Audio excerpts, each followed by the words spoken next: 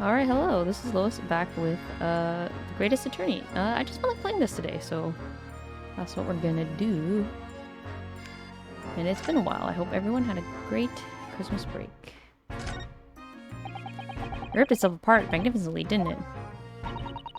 Magnificently and mercilessly. So someone stands in the middle of the machine to be disassembled and then beamed through the air. Yes, beamed. Not blasted. That's the point. Yes, that part's crucial, really. Is something like that even possible, though, Iris? Oh, Runo, I'm just a child. How should I know? A child when it suits you, you mean? From what I can tell, I think if you just... Stop! Don't touch that! Ah ha ha ha. That was practically instantaneous kinesis, the way you flew over just now, Grexy. Please, your ladyship, I didn't mean to torture you, but I can't let you touch anything up here. So sorry. You can have some of my latest special blend to make up for it.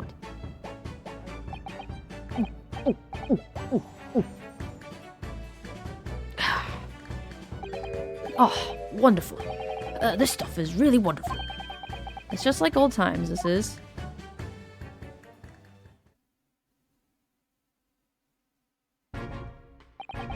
We're representing Professor Harebrain in court tomorrow, Inspector.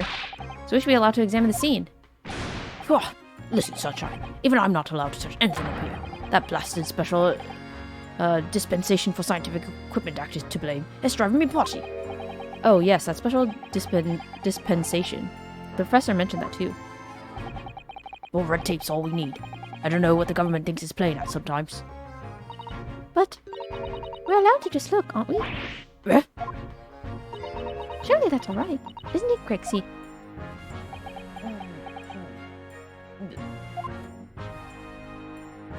Of course, your ladyship. Anything you say, your ladyship. But please don't get your dainty hands dirty, will you? Don't worry. We wouldn't dream of touching anything, would we, Bruno? She really knows how to get what she wants. Okay. Examine. Considering how badly damaged everything is, Professor Harebrain was lucky to escape unscathed, I'd say. We should have a good look around the machine while we can, I think. Touch anything, I'll make sure I'll kill you before I get strung up myself, you hear? I won't touch a thing, I promise. So please, spare a thought for your digestion. Anyway, do you really think this machine could actually disassemble people like the professor claims? He asks, looking totally incredulous. Give it a rest, Sunshine. If we were to allow to examine all this bleeding scrap metal, maybe we could answer that question. But we can't, can we? Because of the annoying rules, you mean? Exactly. The annoying, obstructive, flaming rules. Oh, look at the base of the machine there. Oh yes, there's a tool of some kind poking through the wire mesh. It's a screwdriver, I think. Oh, isn't it a lovely one? The handle is in the shape of a capital letter A. It is? Oh, yes, you're right. What's the matter with you? Don't touch anything, I said. Touch anything, I'll make sure I kill you before I get strung up myself, I said. Yes, I understand. Sorry. I only touched it a teeny weeny bit. But Grexy, I'm very curious about this screwdriver. Really very, very curious. Of course, your ladyship. You're so clever, your ladyship. Fancy spotting something like this. But I'm afraid I can't let you have it. But Bruno found it first. I assure you, I'll investigate it thoroughly. He's gone off with it. That was very mean, I'm afraid. Inspector Gregson is going to make a very clumsy and embarrassing mistake in next month's installment now. Poor Gregsy. Anything else we can look at? Not really. There are all sorts of strange buildings here in the Great Exhibition Grounds, aren't there? I seem to remember something similar being exhibited in Japan one time. Oh, in your country, Bruno? I do wish I could go and see it. I'd present a particularly steely samurai with a present of one of Hurley's stories I'd written especially.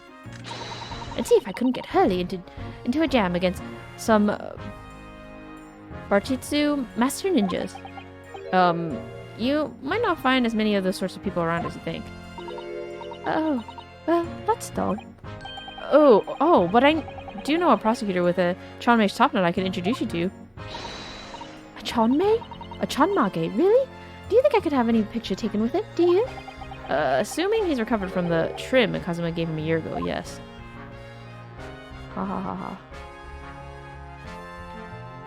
Well, we can look up, I guess. Here's the Ferris wheel. What is that gigantic thing over there? It looks like an enormous water wheel. Oh, that's a Ferris wheel. There'll be people riding inside those cabins you can see. Why? Well, they rotate nice and slowly, so it's a wonderful way to see the surrounding scenery. Wait, it's turning? But it looks completely still. Yes, that's because it's turning so slowly. One complete revolution takes about half an hour. If you were mad enough to go in one, it would be more fun to whiz around fast, don't you think? I feel as though you might have just invented a new sort of ride there, Runo. Ha ha ha ha. Okay. Oops. Need to look up.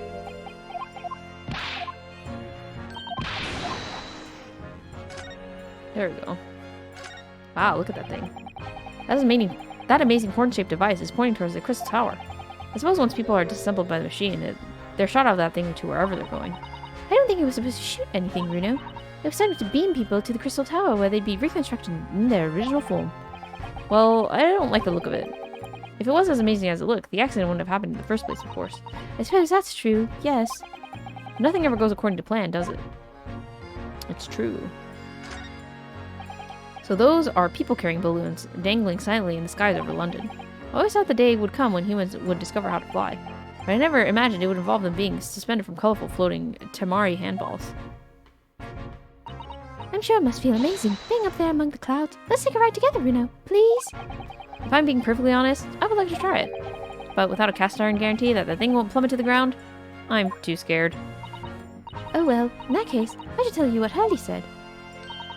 It's physically impossible for a flying balloon to plummet to the ground, as long as it doesn't explode. Yes, call me crazy, but I think that exploding part might play on my mind a little. Ooh, ha ha ha ha. Anything else? I don't think so. Doesn't look around. Doesn't look like it. Immerse. Government policy. Adjust my chair a bit. Using high voltage electricity somehow disassemble a man's body, and then beam him across the crystal tower. It's an extraordinary thing to attempt, especially in public. True. It was by far the most unusual of the experiments planned for the exhibition market. To be honest, I'm a bit surprised it was allowed. Carrying out something so dangerous with so many spectators present, I mean. The government's doing everything it can to promote new science and technology at the moment. They're more worried about being ahead of the game than the odd spot of public safety infringements. If they can be the first to develop some new technology, it makes Britain more powerful in the future, you see. Yes, I suppose that's true in a way. So powers that are placing a heavy emphasis on scientists' rights at the moment. What sort of rights? They're making it so that any theories of the brains have remain their legal property, as it were. Right through developing it into a practical idea and even going into production. Which the infuriating reasons coppers aren't allowed to touch this crime scene. Because a new High Fulton Special Dispensation for Scientific Equipment Act forbids it. Ah, I see now. The only people with permission to investigate here are from some brand new department at the yard. The Forensic Investigation Team, it's called. We've been relegated to keeping guard. The Forensic Investigation Team? Any old fool can see that this heap of scrap metal was a sham to begin with. But just because it says scientific equipment on the paperwork, we can't do a flaming thing with it. Poor Grexy. He's very het up, isn't he? Special dispensation. Remind me again, what's this new legal act that means we're not allowed to touch this scene here? Are you having me at it, Sunshine? It's a special dispensation for Scientific Equipment Act. Yes. I think Hurley mentioned that recently. With a real twinkle in his eye, as I remember. I'm sure he did, your ladyship. I'm sure he did. Passed especially for this great exposition it was. All scientists have to do is present their ideas or inventions to some suits in the civil service, and it gets rubber stamped. That's a guarantee of rights to maintain the invention's confidentiality. What does that really mean? Think about it. Think of all the world-changing new inventions on display every day at this exhibition. Although a good half of them are a load of cobblers, if you ask me, put forward by shammers like yourself. Thanks for that. Oh, I love how absurd some of the inventions here are. It's all so fun. It might be fun to you, but a member of the force has to be present at every single demonstration. Can you imagine, eh? Hang science, that's what I say. Oh, I don't think so. That sounds like my dream job. You soon think otherwise after spending a day guarding all these shaman's bogus contraptions. But if they're all bogus, how can anyone hope to demonstrate them? There'd be no point. Yeah, well, there is a point, sadly. Sorry? Thanks to another of our government's bright ideas. If any theory or invention is deemed to show potential, the government hands out a research grant. The scientists get funding? Exactly. And that's what they're all after. All these shamans coming from far and wide to clog up Hyde Park. You have to keep them all safe, eh? Who has to smile politely and welcome them? Us coppers, that's who. So you can see why I say it now, can't you? Hang science, hang it! Oh, maybe I can see your point. Professor Harebrain. Apparently Professor Harebrain lives and works in Germany now conducting his research. That's right. He came back to Britain especially for the Great Exhibition, as I understand it. Probably after one of the government's research grants. Actually, we learned something else about the professor earlier today, about his time in further education. It turns out he was at university with someone we both know, Lord Van Zieks. What's that? That's news to me. What if Van Zieks made the prosecution, then as the accused, the professor's fate is... Sealed? Because a Reaper will get him one way or another. Blimey. That man's beyond me. I don't know what goes on in that head of his. Talking of Van Zieks, this morning's paper ran the story of him being attacked. Read that. Oh yes, the Mr. Reaper is completely fine. Nothing to worry about. Yes, right. I'm glad to hear it. Still, the Reaper, how long is that business gonna keep up, I wonder? Mystery of the Reaper. The victim of this case, the investor, Mr. Asman. He was another of the Reaper's victims, or so I heard. Lord Bark Van Zieks is a top-class prosecutor, but even he can't always push the right verdict through. Sometimes justice can't win. Yes, I've heard about jurors being bribed and evidence being falsified. And that's how the notion of the Reaper of the Bailey came about, isn't it? Obviously, Scotland Yard suspected Van Zieks initially. We all assumed he was taking matters into his own hands and he failed to seal the deal. If he failed to seal the deal in court. Although the man himself denies that charge. Well, we've done a very thorough investigation. The clues we've reached is that Lord Van Zieks is in no way related to the deaths of those people outside the courtroom. There's no question in my mind. I'd stake my reputation on it, I would. But if that's true, then how do you explain it? All those defendants couldn't just have coincidentally died if nobody killed them. I know that, but I can't explain it. It's a mystery after all, isn't it? That's the whole point of the Reaper. Professor Harebrain mentioned something else. He said that at university, Lord Van Zieks was a totally different person. Easygoing and kind. You what? He said that it was after they both graduated that something happened to change the man. Do you have any idea what it was? No clue. Really? Look, I've got my hands full watching over this frustrating crime scene. Why don't you go and make a nuisance of yourself elsewhere, eh?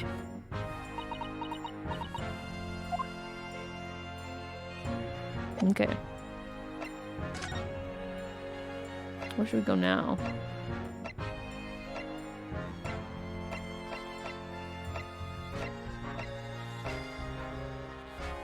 I'd like to tinker around this place some more. Maybe we should go back downstairs.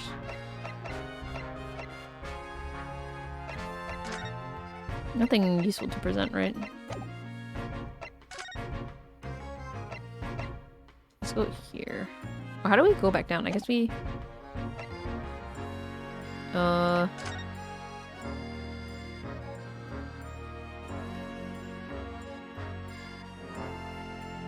really sure.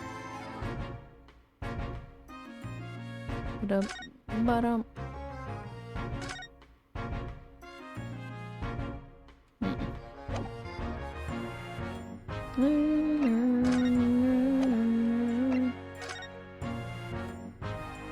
She wants to stay here, so I'm guessing that means I'm supposed to show him something. Exhibition newspaper.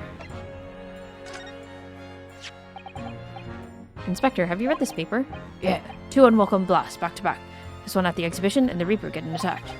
I know, terrible news to wake up to, isn't it? I tried to pretend that I hadn't read it and turned it over for another 40 weeks. Thanks to that, I was late up and I got roasted from the stupor. Some mornings are like that, aren't they?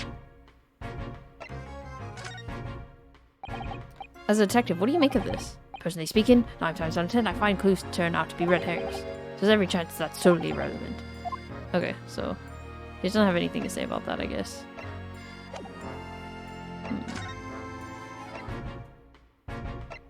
We already went here.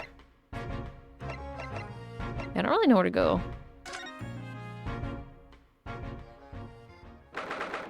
22nd October. Naruhodo's legal consultancy.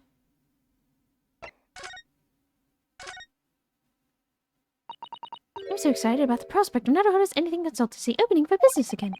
That's not what it's called. It's Naruhodo's legal consultancy. I've done a lot of studying these past 6 months, reading law texts and judicial precedents. I'm sure I'm a better lawyer now. I can't wait to start practicing again. Nothing's changed in here at all, though, has it? It's as though time has stood still in here since Susie went back to Japan. I wanted to keep it ready for Miss Susato in case she was able to return to Britain at any point, so I've just left everything the way it was. Oh, I see. Right. And that was me thinking it was because of the way you are, Runo. You know, never bothering to tidy up, I mean. Iris, this isn't the time or the place to bring up my tidiness, or the lack of it. Okay, well, that wasn't helpful. Wonder if I can go back here and go back down. Okay, we're at the bottom now. Okay, we already talked to Ginny. Maybe we can look around here more a bit? Not sure what else to do. That's the stairs we can go up, I guess. Not ready for that quite yet. Is there really nothing else to look at? Oh, I can look up too. I forgot. Oh, this. There we go. Wow, zoomed in. That's where the cove ended up after his instant kinesis, or whatever they call it, day, of course. And yet they're calling the experiment a success? What's the wooden scaffold there for? The couples, our lads, set that up after the incident happened. To get the body down, I think. Dunno, really. Didn't you help erect the scaffold then? Nah, lookout's duty more my thing. Wandering around the exhibition and keeping a lookout for the fun stuff. Mind Gregson doesn't hear you saying that, or he'll give you the boot. It's kind of below, isn't it? I mean, could the victim really have bridged that gap by some sort of invisible kinesis?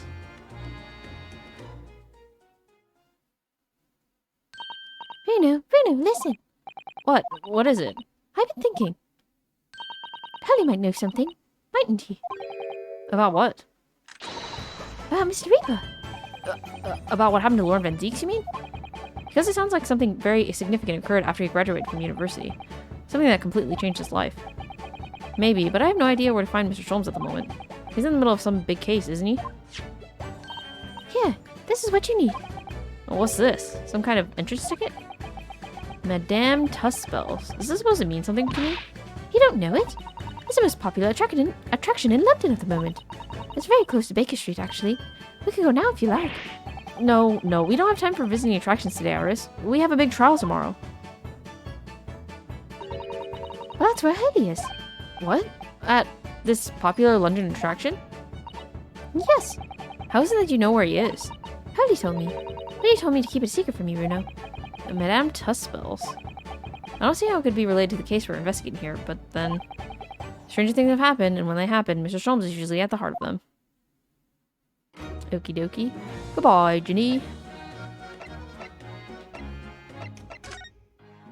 Okay. Madame Tuspels. A museum of interesting waxwork exhibits not far from Baker Street. It's become a very popular London attraction in recent years. This is where Hurley is. I'd love to know what he's up to, wouldn't you?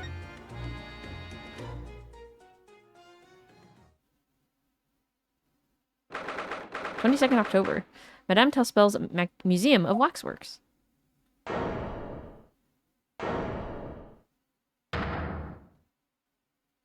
Interesting. What is this place? Look at all these terrifying scenes, but why are all the people so still? Guillotines? Ruth's murderers? I know what I'll be dreaming about tonight. They're all wax models. They're amazingly realistic, aren't they? What do you think, Runo? Shocked? Wax models? I read about dead bodies in wax once in a magazine about strange phenomena.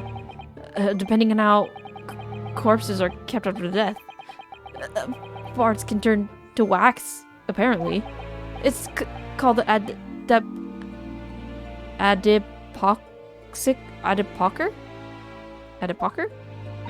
Hold on. Time for dictionary.com.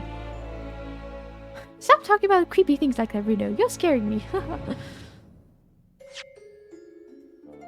Adipocere.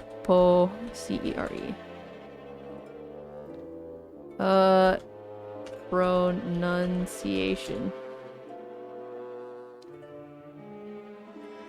Adipocere.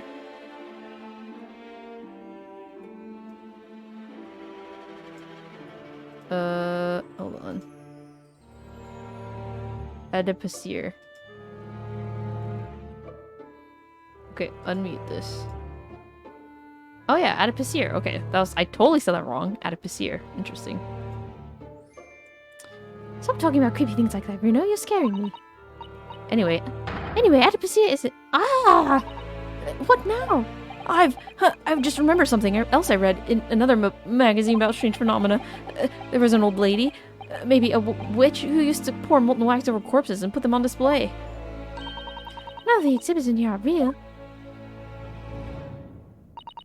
They're all entirely man-made replicas. They can't be. Do you really expect me to believe that? Just look at them. Oh. There's no way anybody could make models of people that are this realistic, and they're all such gruesome scenes. Oh, wait. What is it? Oh. No. I must be seeing things.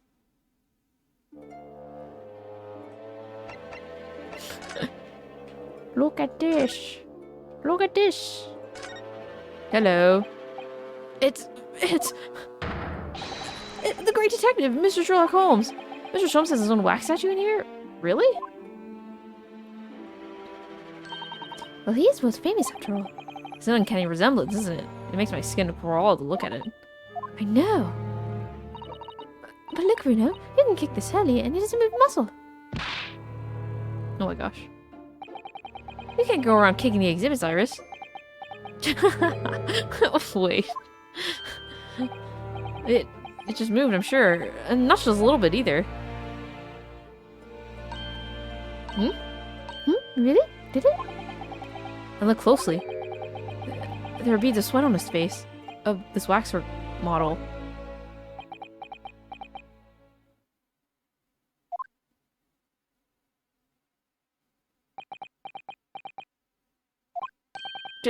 Shall we move on, Iris? Over there, look. There's a great murder scene to enjoy. Much more appealing. Hold it, my dear fellow. I make exception to your recoiling in such a manner as if you've seen something truly abhorrent. Mr. Sholmes! I knew it! Iris, what possessed you? I strictly forbade you from divulging my temporary waxwork secret to Miss Naruhodo. Temporary waxwork? What do you mean? And that kick! Could you not exercise a little more restraint? You winded me! But Ryuno has something he needs to ask you. Ah, a question. I thought you'd probably be getting bored, too. So here we are. Well, I can't deny that your timing was impeccable. A mere 2 minutes before being stationary like that. My great brain, upon which all my successes have been built, would have turned to wax. Thank goodness we arrived in time. Indeed, in many ways, the pair of you just saved the world from an unimaginable loss. Oh, Hurley, you do like to talk nonsense, don't you? You couldn't know something is true about Lord Van Zieks, and what happened in the past to change him. Now that you're here, let's take our time. How can I be of assistance? For your own luck, I'm certainly quite taken with the idea of conversing. Oh, well, actually, I'm in quite a hurry. If my eyes don't deceive me, I believe something is afoot. Within the walls of this very museum. A most fascinating case, if I'm not mistaken. Really? Moreover, I have a strong suspicion that it is related to the matter about which you've come to me now. But how could it be? We shall speak again presently, my dear fellow, but for now, I must return to my work. What? Back to being a temporary waxwork exhibit? Adam Tuss spells. What is this place? Madame Tuspels came to London from France 3 years ago, I understand. Since she opened this little waxwork museum last year, it's enjoyed great popularity in London. There are museums like this in Japan too, but these displays are something else. I mean, they aren't made from actual real people, are they? The extreme realism of these waxwork models is a particular secret of the Tuspels family, they say. They earned renown during the French Revolution for waxworks of victims of the guillotine. Ah, that sounds grim. The gruesome scenes were portrayed with such realism in the expression of the faces of the condemned. Apparently, the sculptors would make the models directly from the corpses, right there at the site of the execution. That really turns my stomach. That's just one of the several legends about the Tuspels family. Whether there's any truth in it, I couldn't say. But anyway, the museum houses models of famous people from all over the globe. Nevertheless, the most popular area of the museum, by quite some margin, is this House of Horrors. House of Horrors? Of course, visitor numbers are dwindling now as a result of the Great Exhibition, but people usually flock here to see the exhibits of some of London's most vile criminals at their gruesome work. Naturally, most of the miscreants portrayed here were sent to the gallows, so they're even stiffer now than the models of them. Ha ha ha ha ha ha. Have you heard of poor taste? My dear fellow, the public live for poor taste. They yearn to be shocked. So, the hideous exhibits in here are... They're all portrayals of real events that actually took place. Is it just me, or did the temperature in here just seem to drop? Anyway, I advise you not to think too deeply about what you see here. Oh, he's being back to a waxwork, is he? What do you mean by a temporary waxwork, Mr. Sholmes? Exactly what you see. I'm part of the exhibits here, catching criminals in the act. Catching them? Every half an hour, I hone in on a different killer in one of the displays and adopt a new pose to ensnare them. When members of the public come for a closer look, I offer them my hand to shake.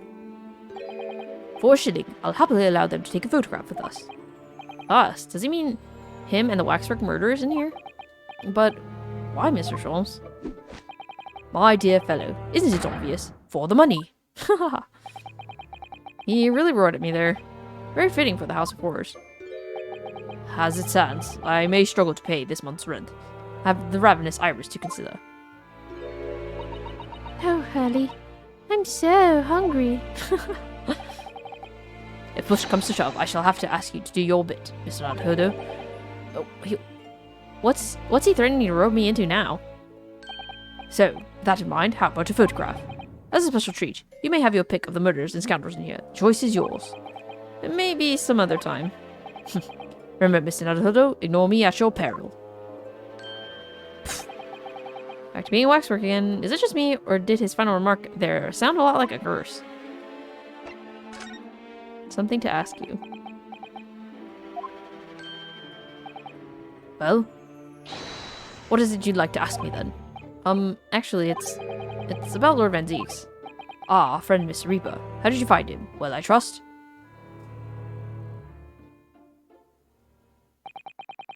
And so I filled Mr. Sholmes in about everything I'd learned. About Lord Van Zeeks, about Professor Harebrain, about the strange coincidence that they had been at university together.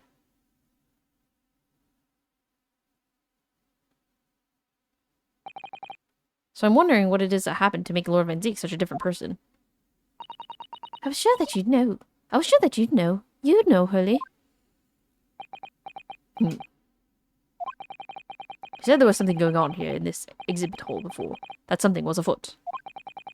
That you believed it was related to what I wanted to ask you about. Oh, sorry, that's Ryunosuke talking. You said that there was something going on here in this exhibit hall before, that something was afoot, and that you believed it was related to what I wanted to ask you about. Mr. Sholmes? He suddenly clammed up. Well, it seemed we reached the unavoidable. Greetings. Greetings. Oh, hello. Where does she appear from? And what's she wearing? Could she look any more mysterious? I hope you're appreciating my museum. Sorry, have we? Mr. Sholmes, do you know this? Not again. My apologies. I'm Esmeralda Tuspels. This is my museum of waxwork. What? You're the Madame Tuspels? Bien sûr. Though only 26 years young, I might add. Is that significant somehow? I'm a madame in the name only. That's a certain je ne sais quoi. Right. I don't know what that means. Firstly, I must apologize for my waxworks, or rather, one waxwork in particular. That'll be Mr. Sholmes then. I was led to believe he was a great detective, but he seems unable to settle. Next time you move from your designated exhibit, there will be toil and trouble. Oh my gosh. She sounds deadly serious. That's the problem. How am I supposed to ask Mr. Sholmes about Lord Van Zeeks now? Let's not forget what Helly said before, about something being afoot. Right here in the museum, I mean. Yes, I know, but I'm so curious. I want to know what's happening here. haven't we got enough on our plate already? Well, the waxworks. Did you make all these waxworks, Madame Tuspels? I did. I'm the third generation of waxwork artisans. You know. Gosh. It was my grandmother who began the tradition in my family. Her fortunes were checkered, living through the turbulent times of the French Revolution as she did. But that is when she acquired the savoir-faire that leads to the astonishing lifelikeness. All these waxworks really do look as if they're alive. In fact, they look more alive than Huggy. What you see exhibited here represents the most atrocious of London's criminal past. All the waxworks here were created in the presence of the real people, on which they are modelled, in the hours immediately following their executions. That is the secret to the extraordinary lifelikeness. That sounds terrifying. All walks of life have similar challenges, I'm sure. To carry out one's trade par excellence, one must go to extraordinary lengths. My exhibits are a reflection of society. I create only that which the public wishes to see. Ugh. Why couldn't the public have wished for something less horrifying? Do not fear. Sorry? This room is the only one in the museum with such a macabre theme. I do hope you'll explore. Macabre? I forgot how to pronounce that word, sorry. There are models of famous singers, actors, politicians, something for every taste, I hope. It was Iris who dragged me straight in here, to come to think of it. Sorry, perhaps I should have eased you into things. Great detective waxwork. What's the situation with that? Ah, my temporary waxwork model. He approached me some days ago, you see, with a business proposal. Oh, what sort of proposal? My dear madam, what these spare exhibits need is the addition of a world-famous great detective. Or words to that effect. Huh. Naturally, I am well aware that Mr. Sholmes is widely known in London as a talented detective. It's great detective, actually. He's very specific about it. Yes, the creme de la creme. So I was keen to come to some arrangement with him, of course. But sadly, we were unable to agree terms. Let me guess. Someone wanted to charge an exorbitant price for his services.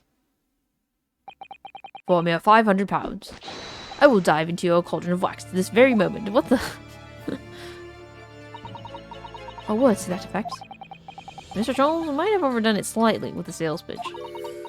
Regrettably, the museum has a shortage of funds at the moment due to unforeseen circumstances. So we came to the current arrangement instead. Surely he doesn't really need to do what he's doing, though, does he? I would think not, but he was very insistent. I have a 50-shilling problem. It must be resolved by the morning. Or words to that effect. It's the pawnbroker, that's what it is. We must have something to redeem. Is the consulting detective work not going so well? Something afoot. I wonder, could I ask you something? Bien sûr. I'm just curious, is anything going on in the museum at the moment? Some kind of incident, perhaps? Whoever suggested such a thing to you? Oh, well, it was your temporary waxwork over there who mentioned it to me a little. Oh, he's disappeared. Wax model is a work of art, not some tawdry object for trade. Ah. There you are. Leaving the exhibit again when you should be working. Do you wish to be melted down? My dear Madame Tuspels, save your reprimands. There are more pressing concerns. The wax can wait. It's our ideas that your current problem we must throw into the melting pot instead. Personally, I would advise you not to involve the police. Why ever not? She's turned as white as a sheet. Because you have at your disposal a great detective, whose services you may employ for a mere 50 shillings. So please be aware that I prefer... No, I insist upon payment in advance.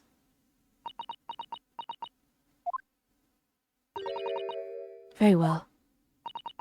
Let us see if the great detective is able to live up to his name, shall we? Before I engage my analytical processes, I must ask you to clarify something. What, pray, is behind the curtain? That is the Tuspel special exhibit. There's an extra charge to see it. Ah, the special exhibit in the House of Horrors. It must depict a special killer then, I presume. Would you be so kind as to draw back the curtain, I wonder? Ah, absolute none. There is nothing amiss behind there. Nothing amiss, madam. Then why is this dead guy on the ground? What about the arm protruding ominously from under the curtain? Ah. I strongly encourage you to allow me to see what lies beyond before the situation worsens. Yes, very well. I will draw back the curtains. But only a soupçon. I think that's what it was. Soupçon? If I remember correctly. Soupçon. I'm pretty sure it's soupçon.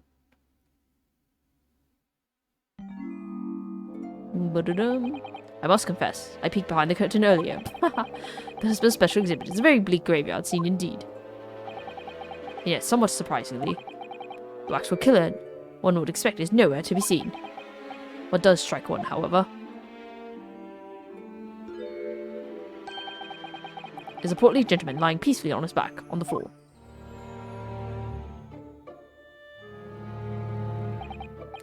Well then, perhaps, Mr. Sholmes. The man on the floor is the ruthless killer himself. I'm afraid not, my dear fellow. He is a perfectly ordinary London gentleman, not even a waxwork, in fact.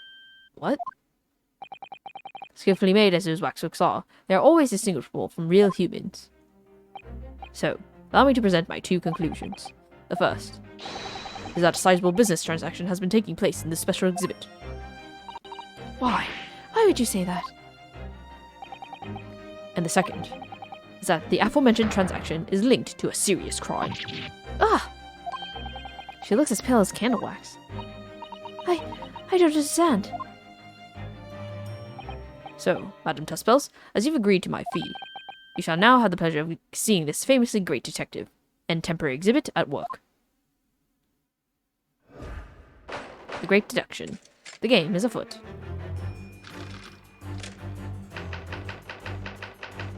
Waxworks fate. To begin with, we must ask ourselves what exactly is afoot here in this museum. The answer is revealed by the bundle of banknotes protruding so helpfully from your bag. In my estimation, some £200. That is all my own money. So what does this large sum of money reveal? Ah, not as much as the involuntary glance you cast, it would seem, Madame Tuspels. Yes, the answer lies where your eyes now fall. The significance of the £200 is revealed by that public notice. Waxwork for sale? Your business has hit hard times, it would seem. In short, you sold the infamous killer, the centerpiece of your special exhibit, for the sum of £200. No. I guess you're supposed to have a French accent. Now, let us explore the next curiosity with which we are presented. Who is this portly gentleman stretched out so peacefully on the floor? It appears the man has suffered a severe shock, the cause of which is clearly known to you. Ah! Unfortunately, madam, keeping secrets does not appear to be your forte. What dealt the man such a shocking blow was, of course, the £200. It would appear that you twisted this gentleman around your little finger most effectively. What are you suggesting? He rashly agreed to purchase the waxwork for a sum of £200.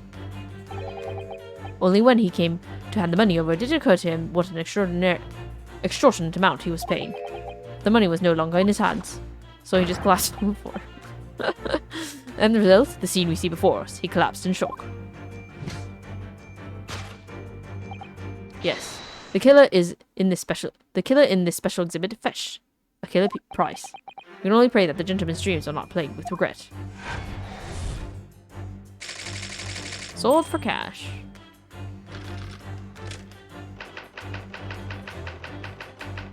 Waxwork location. The question that arises then is, what has become of the waxwork that changed hands? Let's consider that problem for a moment. You cannot possibly. I don't know how to do a French accent. French? Oui. What immediately strikes me about this conundrum is the young man standing over there. Who is this fellow? To find the answer, we need only observe his neckerchief. Such as is worn by policemen is a secret sign to fellow members of the force that a crime is being perpetrated. Yes, this young man is an undercover policeman currently investigating this museum. I know him well, in fact. It's Sergeant John Clay. What are you talking about? The man is quite a celebrity. He received triple accolades at last year's policing awards. What? Next, we turn our attention to the old man that sat before him with a particularly unsightly visage. I've been watching closely, and he hasn't moved a muscle, almost, in fact, as if he wore waxwork. Ah, but you... Your reaction only confirms my suspicions, madam. I noticed it at once, of course. Observe. The telltale sign that instantly proves whether or not this old man is a waxwork is the obvious price tag. Threepence? A tragically low price, you might say.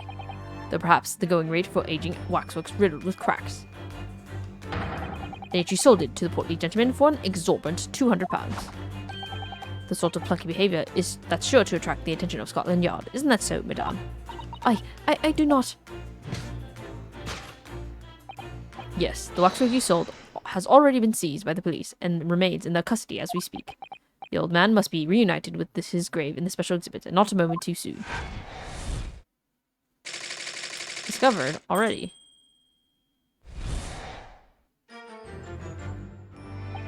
This concludes Sherlock Holmes' great deduction of this horrifying puzzle.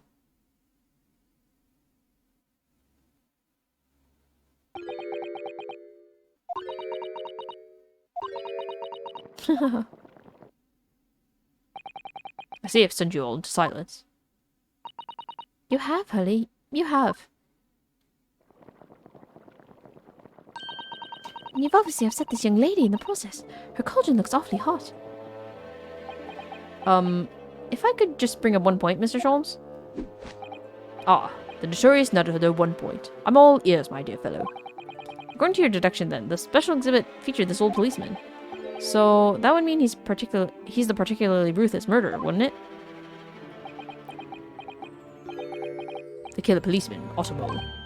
Sorry? There was a mysterious series of murders that rattled the capital only last year. The police rushed to the scene every time, only to find the culprit had disappeared into the aether. And turned out, the culprit was the policeman himself, a senior officer by the name of Ottomo. So you mean that's who the sinister-looking old man there is supposed to be?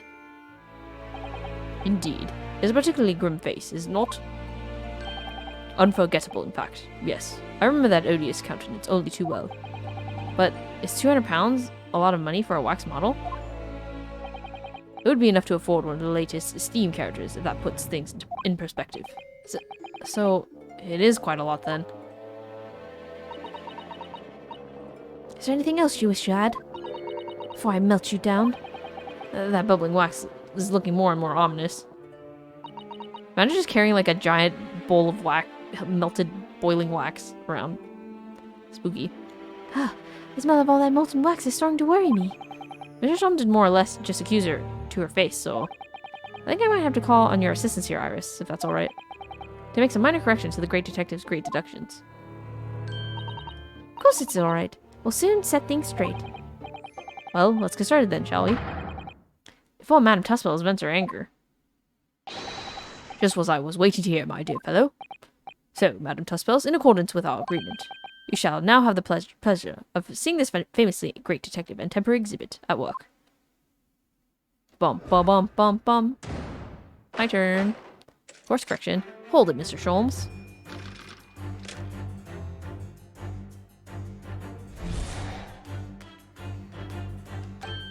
To begin with, we must ask ourselves what exactly is afoot here in the museum. The answer is revealed by the bundle of banknotes protruding so helpfully from your bag. In my estimation, some £200. That is all my own money. So what does this large sum of money reveal? Ah, not as much as the involuntary glance you cast, it would seem, Madame Tuspels. Yes, the answer lies where your eyes now fall. The significance of the £200 is revealed by that public notice. Not. She definitely looked in this direction, it's true. But I'm not sure she'd sell any of her waxworks, even for £200. Oh? She must pour her heart and soul into making them, don't you think? Over and above the wax. If it were me, I wouldn't sell them for anything. For that much money, I would. But it sounds like that makes me a bad person. Well, anyway, I wonder if the £200 could have some other significance. Let's follow that furtive glance again and see if there's anything else that could explain it.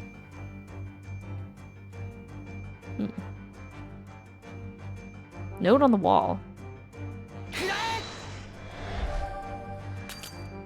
Aw. That wasn't it. Let me examine stuff first. That's what I should have done. My bad. Judging by appearances, this man and the £200 are in no way related at all. The poor man was just in the wrong place at the wrong time, it seems. But there's no doubt that Madame Tussauds did react to what Mr. Sholmes said. The way she automatically looked over this way must tell us something, I'm sure. Then let's have more of a look around.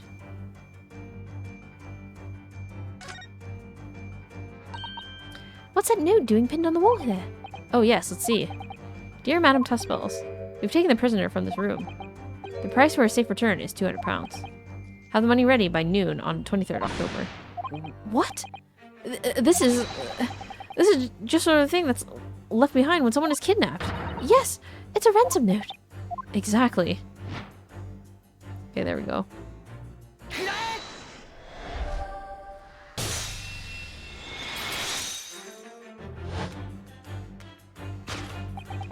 The significance of £200 was revealed by that ransom note. Quite so. We must congratulate these criminals on their inventiveness abducting a waxwork. Ah! £200 is no small ransom fee, yet you clearly intend to pay for it. The model in question has special importance, so I put together all the money I have. In summary then, the £200 you have in your handbag is ransom money. Now, let us explore the next curiosity with which we are presented. Who is the portly gentleman stretched out so peacefully on the floor? It would appear that the man has suffered a severe shock, the cause of which is clearly known to you. Ah! Unfortunately, madame, keeping secrets does not appear to be your forte. What dealt the man such a shocking blow was, of course, the... So the waxwork was kidnapped. Where does that leave us in terms of who this man is? We could just ask him when he comes round. I think the point of this exercise is to understand the beauty of the deduction process, Iris. Yes, you're right. Hurley's trying so hard, so we mustn't let him down. Well, there's little doubt that he suffered a shock. That much seems clear. But in that case, what's Madame Tussauds trying to hide? Let's have a closer look around.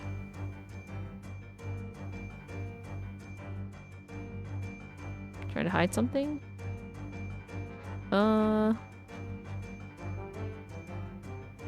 She's looking at something. Maybe them? No? Or like... She's clutching her bag?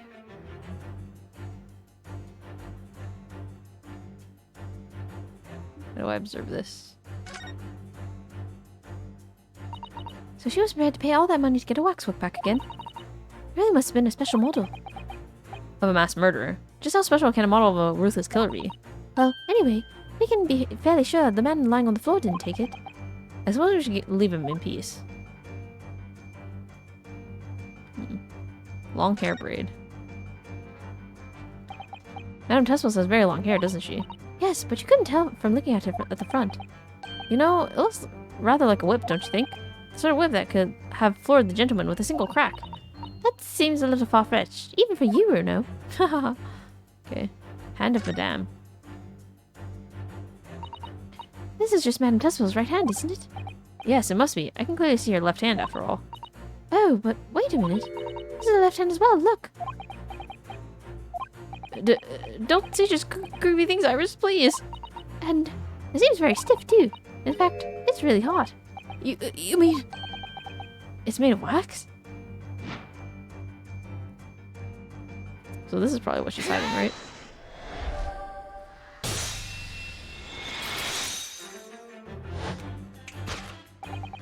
What took the man such a shocking blow was, of course, the waxwork hand. Indeed. With a solid waxwork limb, one could deliver a very substantial blow. How could you? The hand protruding from the bottom of your cape. The hand protruding from the bottom of your cape, it ought to be a right hand, but a closer inspection reveals that, in fact, it's a left hand. Ah. And somewhat masculine as well. In other words, it does not belong to you, madame. It is the hand of a waxwork model. Yeah. Oh, jeez. Some of the visitors to my museum can be troublesome. They meddle with the exhibits and cause damage. So you mean that arm? Yes, the gentleman saw fit to try to move it as a souvenir. No small keepsake. Like taking a whole branch of cherry tree when you go to view the blossoms. I'm afraid that I had to teach the man a lesson. You confronted the man and tried to take the arm back. And the result, the scene we see before us. He was knocked unconscious. A point we may need to revisit later, but for the time being, we have a conclusion. Yes, the killer in this special exhibit has been kidnapped.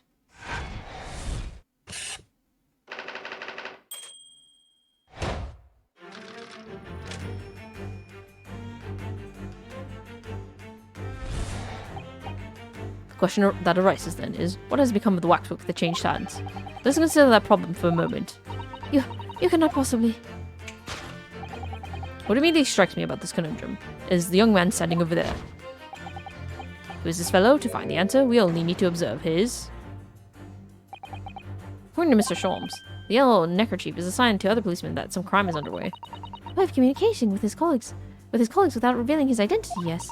It's a secret that's closely guarded by Scotland Yard. That Mr. Sholmes didn't hesitate to give away. Well, uncovering secrets is in any true detective's nature, of course. Right. Anyway, judging from Madame Tuspel's reaction to Mr. Sholmes' deduction, I think perhaps we might not have identified the man quite correctly.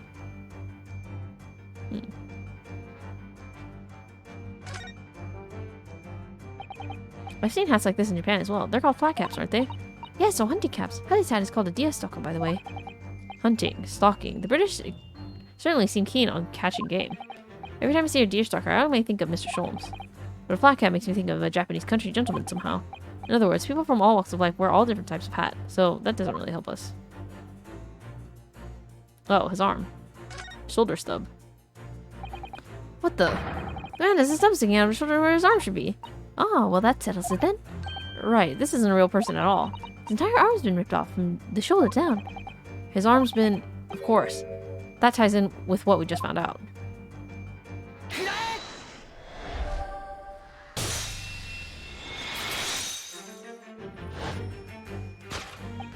Who is this fellow? To find the answer, we only need to observe his shoulder stub. No such boundless human walks this earth. Of that I can assure you. In other words, the man standing here, the young Surgeon John Clay, is in fact, defying all odds, a waxwork model. I seem to remember it was you who concluded he was a real person in the first place, Mr. Sholmes. He has become quite a celebrity in London, being the winner of no less than 3 policing awards last year. I simply had to make a model of the man. Naturally. What other explanation could there be? And it was this detective's arm that was pulled off by the man on the floor in the special exhibit, wasn't it? Next, we turn our attention to the old man that sat before him, with a particularly unsightly visage. I've been watching closely and hasn't moved a muscle, almost, in fact, as if he were waxwork. Ah, but you... Your action only confirms my suspicions, madam. I notice it at once, of course. Observe. Telltale sign that instantly proves whether or not this old man is a waxwork is the obvious. A killer policeman called Honorable, was it? Was he well known? It was all over the papers last year, but I can't say I know what he looks like. It's a very low price, though. Threepence isn't much money. Only enough for a few measly hours of gas in Mr. Garrideb's delightful lodgings, in fact. Though this is a special killer taken from the special exhibit. Is it? Waxwork that somebody stole from the museum and tried to ransom for £200. Is this crusty old killer policeman Honorable? Really? Perhaps we should have a good look around again and see if another idea crops up.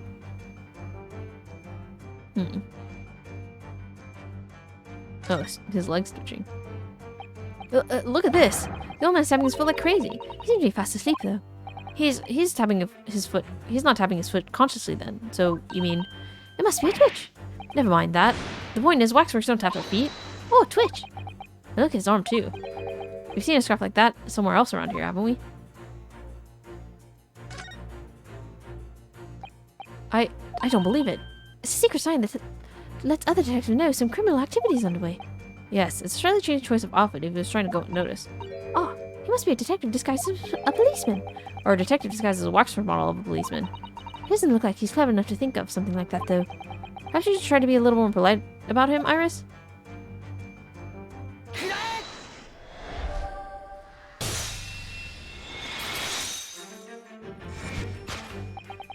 Telltale sign that instantly proves whether or not this old man is a waxwork is the obvious switch.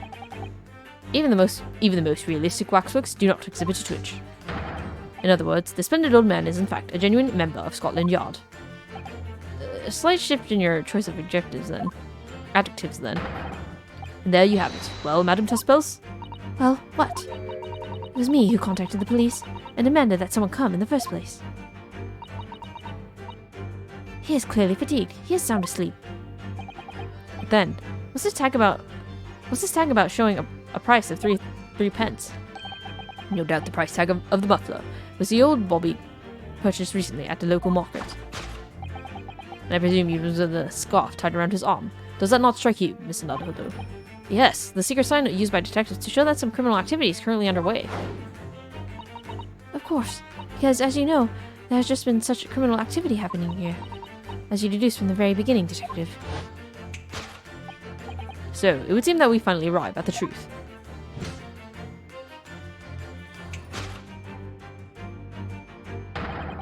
The waxwork of the especially ruthless killer from the special exhibit has been kidnapped. And Scotland Yard are already investigating. But the model's whereabouts remain a mystery.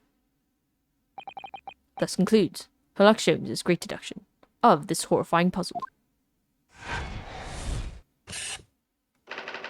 Still a mystery.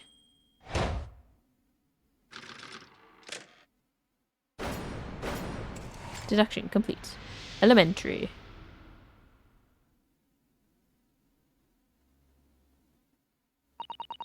All sorts of people visit my museum here. Men and women, young and old. Sometimes they drop in just for a short time on their way back from the pub. I welcome them all. But if anyone tries to damage my exhibits, I do not take it lightly.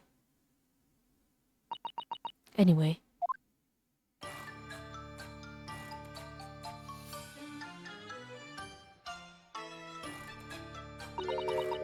Her great deduction was even more enchanting than I had been led to believe.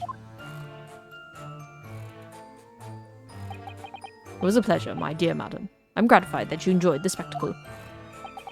And as for your rough customer, I've no doubt he'll regain consciousness shortly and return home. What concerns me more is the waxwork from the special display. It was indeed genuinely abducted.